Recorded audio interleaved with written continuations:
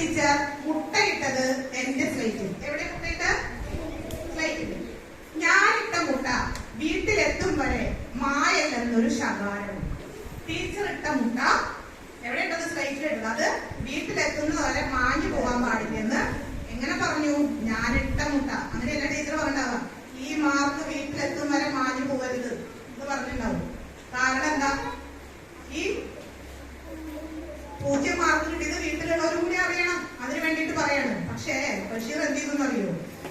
വൈകുന്നേരം പോകുന്നേരം ബോർഡിനടിയിലെ ചോപ്പ് പൊടിയിനാൽ മുട്ടയെ ഞാൻ എട്ടാക്കി. അപ്പൊ വീട്ടിൽ തന്നെ എന്ത് കാണിച്ചു കൊടുക്കാം? മുട്ട കാണിച്ചു കൊടുക്കാൻ പറ്റുമോ? ഇല്ല. എന്താ കാണിച്ചു കൊടുത്തത്? ആ. അപ്പോ പിന്നെ എന്തുണ്ടായി? അടുത്ത വരി എന്താ? വീടെത്തിയപ്പോൾ അമ്മ തന്നു 8 കിട്ടിയ നേട്ടത്തിന് പുഴുങ്ങിയ മുട്ട. 8 മാർക്ക് മേടിച്ചിട്ട് വന്നിരിക്കുന്നത്. 10ൽ 8 മാർക്ക് കിട്ടി. അപ്പൊ ഉമ്മ വീട്ടിൽ വന്നപ്പോ എന്ത് ചെയ്തു? ഒരു പുഴുങ്ങിയ മുട്ട കൊടുത്തു. കല്ലു പെൻസിലിനാൽ ഒപ്പുവെച്ചു.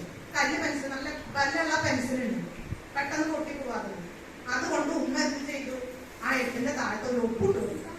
എന്തിനാണ്? ഉമ്മ കണ്ടു എന്ന് ടീച്ചറെ അറിയിക്കാം. എന്നിട്ട് 8നെ വീണ്ടും മുട്ടയാക്കിയാണ്. അത് 8നെ വീണ്ടും ബഷീർ എന്ത് ചെയ്തിട്ടുണ്ട്? മുട്ടയാക്കിയത്. എങ്ങനെയാക്കിയിട്ടുള്ളത്? അടിയിലുള്ള ഭാഗം മായ്ച്ചു കളഞ്ഞാണ്. അപ്പൊ നിങ്ങൾക്ക് ബഷീറിന്റെ അത്രയും